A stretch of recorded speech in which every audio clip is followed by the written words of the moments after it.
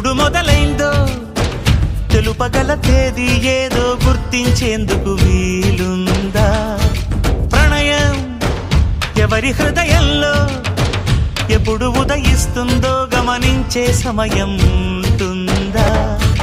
ప్రేమంటే ఏమంటే చెప్పేసి మాటుంటే ఆ మాటకి తెలిసేనా ప్రేమంటే?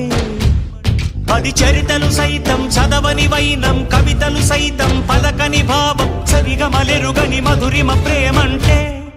దరిదాటి ఉరకలు వేసే ఏ నదికైనా తెలిసిందా తనలో ఈ ఉరవడి పెంచిన తొలిచిన కేదంటే?